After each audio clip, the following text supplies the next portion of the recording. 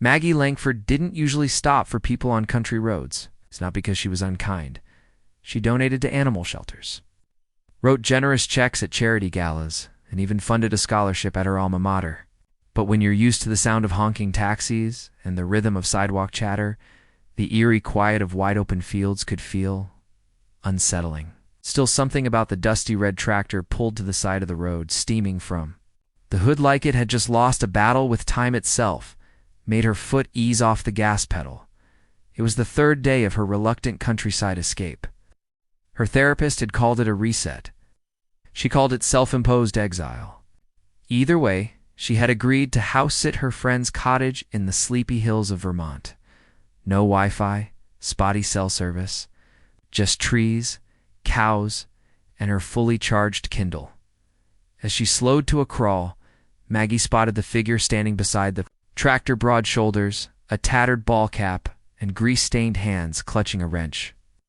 He was pacing, eyebrows drawn together, eyes darting between the engine and the dirt. There was something about the way he stared at the machine, not frustrated, but almost like it had disappointed him personally. She pulled up, rolled down the window, and called out, "Hey, do you need a hand?" The man looked up, clearly surprised. He took a few cautious steps toward her silver BMW, boots crunching gravel. "You're not from around here," he said. With a voice that rumbled low like distant thunder, Maggie smiled. What gave it away? The car or the shoes? He glanced. At her pristine white sneakers? Both. There was a long pause. He wasn't rude, just quiet, grounded, like he belonged to the soil around him. "I'm Maggie," she offered.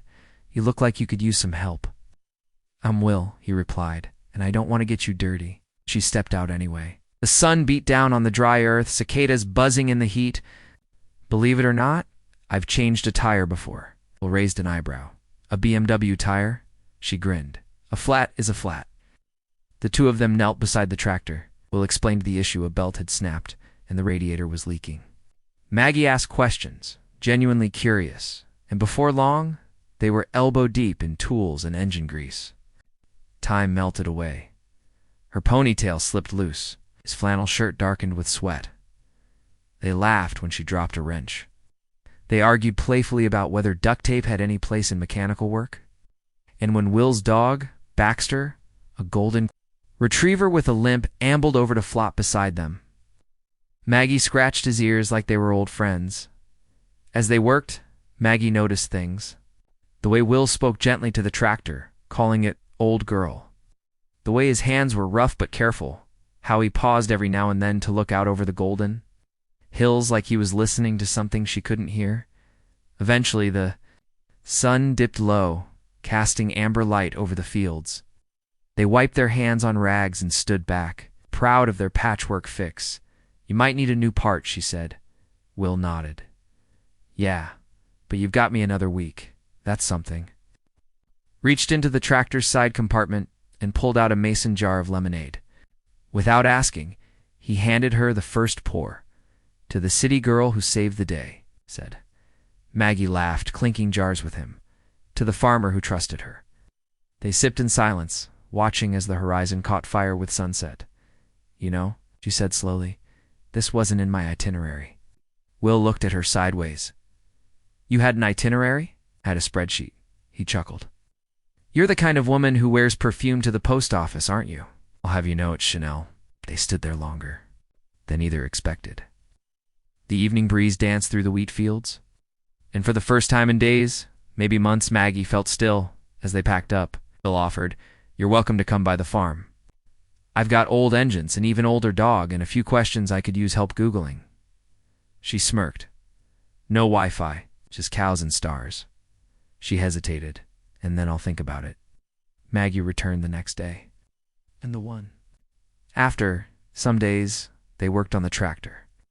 Others, they sat on the porch sipping tea and arguing over music. He played Johnny Cash. She played Coldplay. They found middle ground in Fleetwood Mac. Little by little, Maggie shed layers of city armor. Her phone stayed in her bag more often. Her laughter came easier. Will he opened up too. She learned about his late father. The generations of hands that had tilled the land before him, his quiet dream of turning the family farm into a sustainable sanctuary for at-risk kids. It was one late afternoon, under the shade of an apple tree, when Maggie asked, "How many acres is this place anyway?" Will wiped his brow and shrugged. "All the way to the ridge." She blinked. "That's like 1,000 acres. 1,400, he replied, her mouth open slightly. "You're kidding." "Nope." She stared at him, the greasy baseball cap, the dusty boots. The man who fixed tractors and brewed lemonade like a ritual land realized with a jolt. He wasn't just a farmer. He was the land. He owned the land. That evening, Maggie walked alone to the edge of the fields. She looked out at the sun setting over his empire. Not a skyscraper, not a tech startup, but something older, wiser, rooted. She had come thinking she was doing him a favor. But as she breathed in the warm earth and stars blinked to life overhead, she felt something shift deep within her. The third week came with a subtle change in the wind. The mornings were cooler. The golden fields began to whisper of autumn. But for Maggie Langford, something else was shifting, something she couldn't quite name. She stood barefoot on the wooden porch of Will's farmhouse, holding a cup of coffee he'd brewed from beans he roasted himself. She watched as he moved across the field, his silhouette bathed in morning light. His gait was steady, deliberate. Like every step belonged. Like he wasn't just walking on the land, he was a part of it. Maggie had spent her life in corner offices, high-rises, charity boards, and launch parties. Her world had been polished, efficient, curated. But here things were slow, imperfect, and real. Terrified her. It thrilled her as she watched Will disappear behind the barn. Baxter, his loyal golden retriever, rambled up and dropped a stick at her feet. Maggie chuckled. "I see you're still testing my loyalty," she said, tossing it gently. The dog bounded off with surprising speed, tail wagging like a flag of victory later that day. Will asked her to help him gather early apples from the orchard. They moved between rows of gnarled old trees, baskets in hand, the air thick with the scent of ripening fruit. "You ever think of staying longer?" he asked casually. Maggie hesitated, caught off guard. "Here," Will shrugged. "You've got a good eye for what works. You fix more than just a tractor?" She smiled, looking down at her mud-streaked jeans. "I thought I was the one being fixed." They walked in silence for a while. He stopped by an older tree, one that leaned like an elder storyteller. "This was my mom's favorite," he said. "She used to say apples were like people, some sweet, some sharp, but all better with time." Maggie plucked a deep red one and held it to her lips. "So which one am I?" Will grinned. "You're a sharp one, but you age well." They laughed, and in that laughter, something unspoken passed between them. Not romance, exactly not yet, but a deep recognition, a knowing. Later that week, trouble stirred. Maggie had gone into town for groceries when she noticed a flyer posted on the bulletin board of the general store. Upcoming auction, Langdon Valley farmlands open to developers. Over 1,000 acres for bidding. Her heart dropped. Back at the farm, she confronted Will with the flyer in her hand. "You're selling the land?" she asked, stunned. Will's jaw tightened. "But taxes are drowning me. And there's been pressure from investors for years. I've been trying to hold on. But this is your home." He nodded, eyes scanning the hills like he was memorizing them, and my father's, and his before him. "But owning land these days is different. It's not just dirt, it's a debt." Maggie looked at him, fire in her eyes. "Then let me help. I know people, investors who care about conservation, social good. We could turn this place into a foundation, a working farm, retreat." Will shook his head. "I don't want to owe anyone. You wouldn't owe me." But he was already walking away, hurt bristling behind his quiet strength. Maggie spent that night tossing and turning. She thought about the city, the comfortable chaos of it, and how, for the first time, it felt far less alive than these quiet hills. She remembered the way Will looked at the orchard, the way he talked to Baxter, the way he never bragged, not once, about what he owned, because he didn't think of it as ownership. He thought of it as stewardship. The next morning, Maggie drove. To the courthouse, she found the auction date. For days, Then she called every contact. She had philanthropists, journalists, even an old friend at a startup that funded green agriculture. She didn't tell Will. 4 days later, he drove into town in his truck, wearing his only blazer, ready to watch the inevitable. But when the bidding began, a new name appeared on the list. Langford Soil and Sky Foundation. Will turned sharply.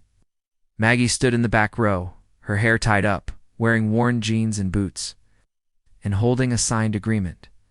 "We matched the offer," she said quietly.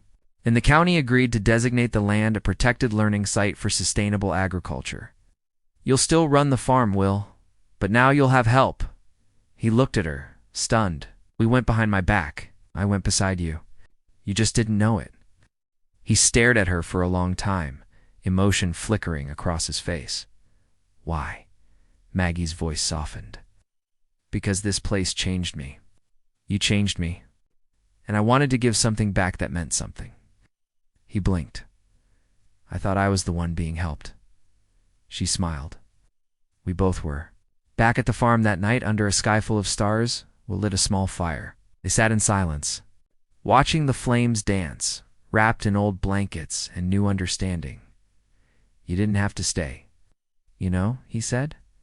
"I didn't," she replied. "I just stopped needing to leave." Will reached over and took her hand. No words, no declarations, just the quiet comfort of shared ground.